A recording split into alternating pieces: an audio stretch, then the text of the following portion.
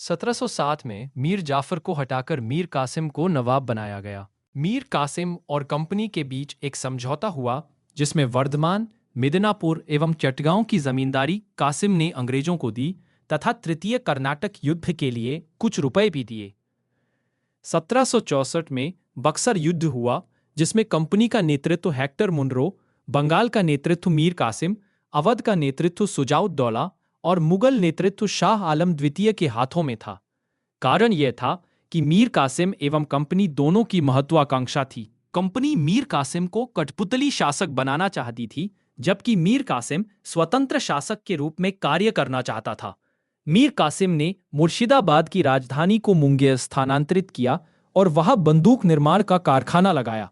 उसने ब्रिटिश समर्थित अधिकारियों को दंडित किया, जैसे राम नारायण। इसी पृष्ठभूमि में दस्तक या पास के दुरुपयोग को लेकर विवाद हुआ, क्योंकि कंपनी के कर्मचारी निजी व्यापार करते थे जिससे नवाब को आर्थिक नुकसान हो रहा था। बातचीत विफल होने पर नवाब ने भारतीय व्यापारियों को कर मुक्त व्यापार की अनुमति दी। इस मुद्दे पर टकराव बढ़ा और युद्ध प्रारंभ हुआ। युद्ध के पश्चात तीनों शक्तियों से अलग अलग संधियां हुई। फरवरी 1765 में बंगाल के नवाब से संधि हुई, जिसमें सैनिकों की संख्या में कटौती हुई और नवाब को नायब सूबेदार की सलाह पर शासन करना था, जिसकी नियुक्ति अंग्रेजों द्वारा होती थी। अगस्त 1765 में मुगल बादशाह के साथ इलाहाबाद की संधि हुई, जिसमें उन्हें 26 लाख रुपए वार्षिक पेंशन मिली तथा इलाहाबाद और कोरा का क्षेत्र और बंगाल, बिहार, उड़ीसा की दीवानी अंग्रेजों को प्राप्त हुई। अगस्त 1765 में अवध के नवाब से भी इलाहाबाद की संधि हुई, जिसमें अवध की सुरक्षा की जिम्मेदारी कंपनी पर थी और इस खर्च का भार अवध को उठाना था। 1765 से 1772 के बीच बंगाल में द्वैध शासन था, जो क्लाइव के समय शुरू होकर वारेन हेस्टिंग्स के समय समाप्त हुआ। इस दौरान बंगाल पर कंपनी और नवाब दोनों का शासन था, जहां कंपनी के पास दीवानी अधिकार थे और नवाब के पास प्रशासनिक अधिकार था, जो व्यापक रूप से अंग्रेजों के नियंत्रण में था। द्वैध शासन इसलिए अपनाया गया क्योंकि अंग्रेजों की प्राथमिकता लाभकारी व्यापार थी, न कि प्रत्यक्ष शासन।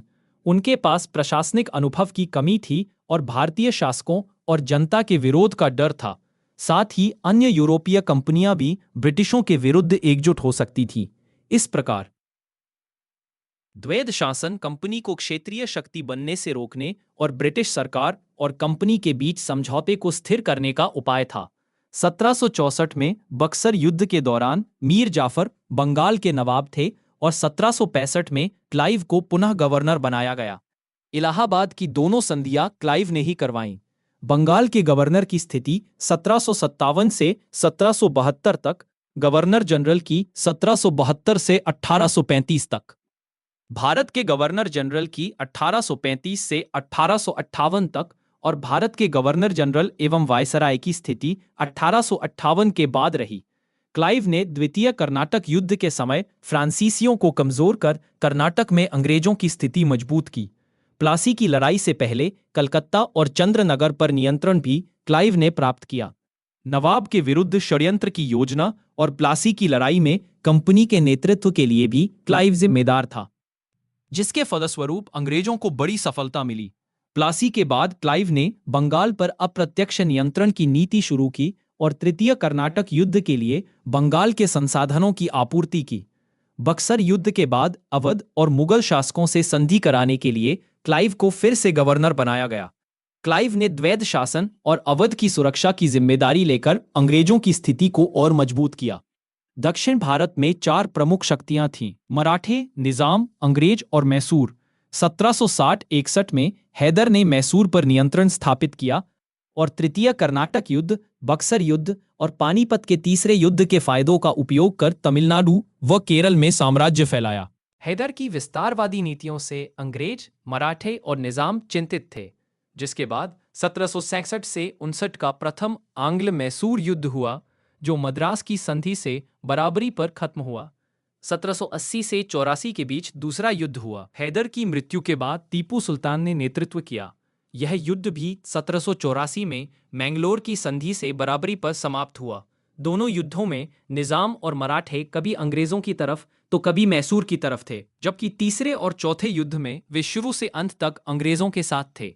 टीपू सुल्तान अंग्रेजों के सबसे खतरनाक शत्रु थे। आर्थिक क्षेत्र में उन्होंने एक मजबूत और आधुनिक सेना के लिए राज्य की आर्थिक स्थिति सुधारने के कई कदम उठाए। भू राजस्व वसूली में मध्यस्थों को हटाकर सीधे किसानों से संपर्क स्थापित किया। मसालों के व्यापार पर राज्य का एकाधिकार स्थापित किया। विदेशी व्यापार बढ़ाने के लिए अधिकारियों की नियुक्ति की और व्यापारिक कंपनी की स्थापना की इच्छा प्रकट की। सैनिक रूप से उन्होंने सेना का आधुनिकीकरण किया और फ्रांसीसी सहायता ली।